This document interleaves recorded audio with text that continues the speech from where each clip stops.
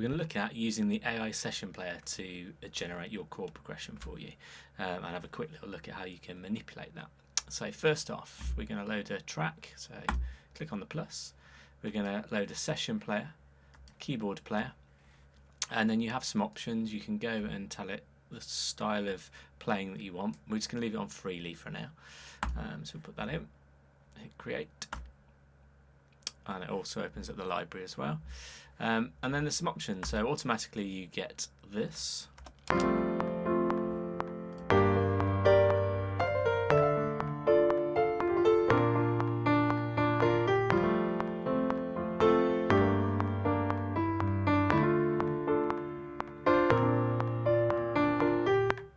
Okay, so there's a starting point for you.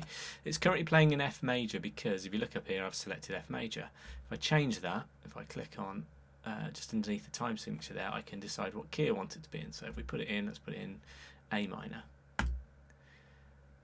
Now it's just changed the chords so that they fit in A minor.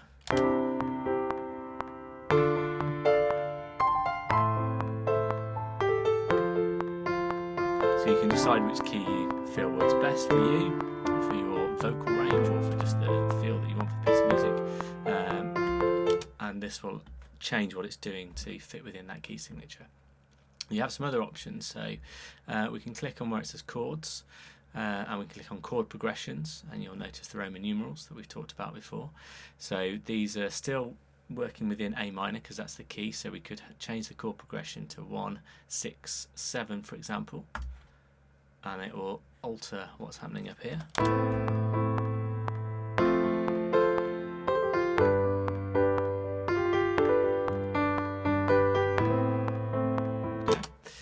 So you could go in and just play around with the different chord progressions you've got there. You also have this particular preset, it's called Sweet Memories, so you can click into there and we could grab Calm and Steady, and that will also change what's happening and how it's playing it. You'll notice they've moved there.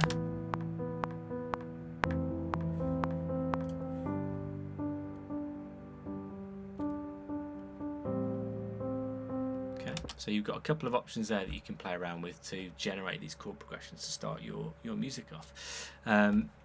Or just to inspire you. You don't have to necessarily use it. It might just be, oh, actually, I like that chord progression works really well. Okay, I'm going to go and I'm going to play my own thing in now. So you can do that. Then there's other tools that you have down here that you can play around with what it's doing.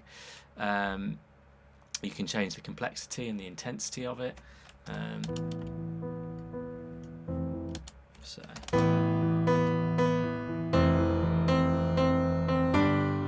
here it's changed the velocities, the impact on the keys there. You can bring the complexity right down. Okay,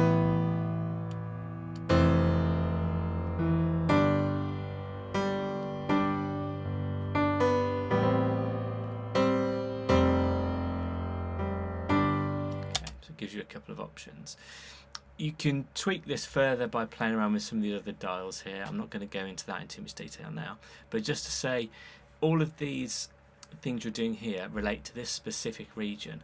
So if you were to copy that, so if we click on it, hold down Alt and move it along, you could then make this one slightly more complex.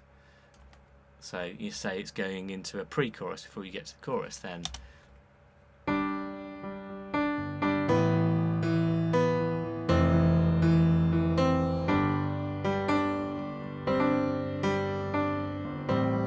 so it's still the same chord progression, but you've changed what the piano player is doing. So just see it as you're directing a real human piano player and going, okay, that's great. Can you build it towards the chorus? Well, then by improving that complexity, bringing that complexity up, that's doing that. So there's lots you can do to manipulate what's happening here.